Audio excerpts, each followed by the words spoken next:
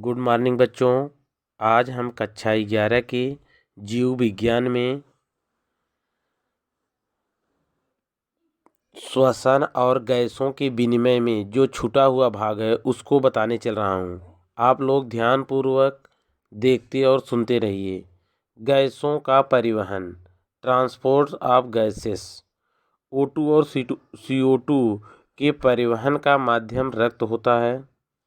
लगभग 97% O2 का परिवहन RBC के द्वारा तथा 3% प्लाज्मा के रूप में, CO2 का 7% प्लाज्मा के रूप में तथा 70% बाइकार्बोनेट आयनों के रूप में तथा 20 से 23% RBC द्वारा होता है। इसमें नंबर 1 है ऑक्सीजन का परिवहन, ट्रांसपोर्ट ऑफ ऑक्सीजन। O2 की अत्यधिक मात्रा 97% का परिवहन रुधिर के हीमोग्लोबिन द्वारा होता है। हीमोग्लोबिन एक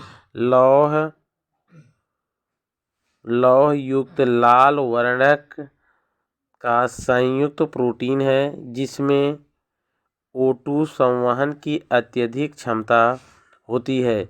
प्रत्येक हीमोग्लोबिन अणु में पॉलीपेप्टाइड की 4 श्रृंखलाएं 2 अल्फा तथा 2 बीटा होती हैं और लौह के 4 परमाणु होते हैं तथा इसका लौह फेरस अवस्था में होता है। हीमोग्लोबिन ऑक्सीजन से जुड़कर ऑक्सी हीमोग्लोबिन बनाता है जिसका रंग चटक लाल सा होता है, जबकि हीमोग्लोबिन का रंग बैंगनी होता है। हीमोग्लोबिन अणु से O2 के जुड़ने को विश्रामावस्था तथा ऊतक में पहुँचने पर O2 के मुक्त होने को तनाव अवस्था कहते हैं। एक सामान्य व्यक्ति के प्रति 100 ml रुधिर में लगभग 15 ग्राम हीमोग्लोबिन होता है। 1 ग्राम हीमोग्लोबिन 1.34 ml ऑक्सीजन को बांध सकता है।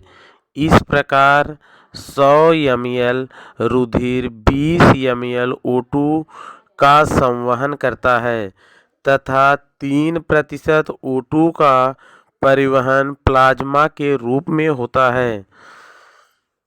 नेक्स्ट हेडिंग है CO2 का परिवहन, ट्रांसपोर्ट ऑफ CO2।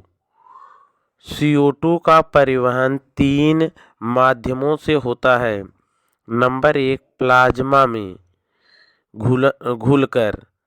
CO2 के बहुत कम मात्रा 7% का परिवहन रुधिर प्लाज्मा में घुलकर होता है।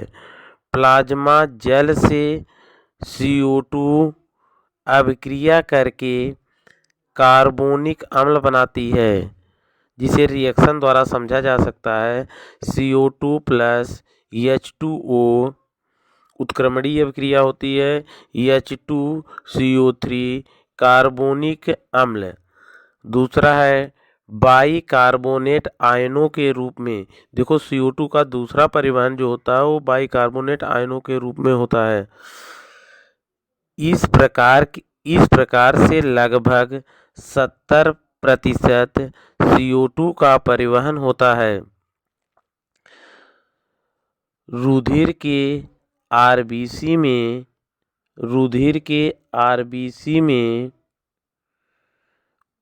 उपस्थिति में CO2 रुधिर के जल से अभिक्रिया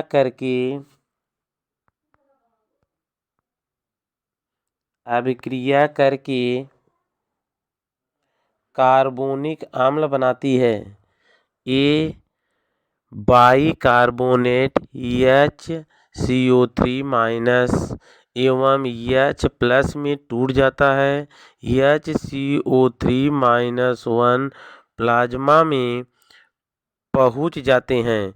प्लाज्मा से ऊतक ही Cl- आयन RBC में पहुँच जाते हैं। इस प्रकार से CO2 का परिवहन होता है। CO2 प्लस H2O मिलकर H2CO3 कार्बोनिक एनहाइड्रेज बनाते हैं। H2O CO3 उत्क्रमणीय द्वारा H आयन अलग हो जाते हैं तथा HCO3- आयन अलग हो जाते हैं। कार्बोमीने यौगिक के रूप में प्लाज्मा के द्वारा और बाइकार्बोनेट के द्वारा जो CO2 का परिवहन हुआ, उसके बाद कार्बोमीने यौगिक के रूप में CO2 का परिवहन होता है। लगभग 23% CO2 का परिवहन इस प्रकार से होता है।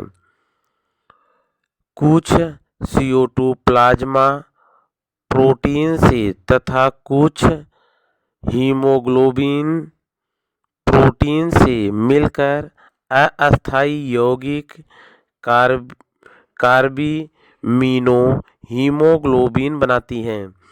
इस अभिक्रिया द्वारा HbO2 से O2 मुक्त हो जाती है। नेक्स्ट हेडिंग है ऊतकों में गैसीय विनिमय। गैसों का विनिमय होता है, आदान प्रदान होता है। गैसों का विनिमय रक्त व ऊतक के मध्य होता है। देखो, गैस दो स्थानों पर विनिमय करती है, एक तो रक्त में और दूसरा ऊतक के मध्य होता है। रक्त से ऊतक द्रव्य में और फिर ऊतक कोशिकाओं में O2 पहुंच जाती है, जबकि CO2 ऊतक कोशिकाओं से ऊतक द्रव्य में फिर रक्त में जाती है। O2 ये डायरेक्शन दिखाया गया है कैसे O2 जा रही है जो है ऊतक कोशिकाओं में। O2 रक्त के माध्यम से ऊतक द्रव्य से ऊतक कोशिका में पहुंच जाती है। और CO2 का परिवहन CO2 ऊतक कोशिका से ऊतक द्रव्य में और ऊतक द्रव्य से रक्त में। देखो, इसको जो पढ़ाया गया है इसको नोट कर लेना आप लोग। और इसके बाद दूसरे दिन हम ऑक्सीजन हीमोग्लोबिन विघटन वक्र को बताएंगे। ठीक है।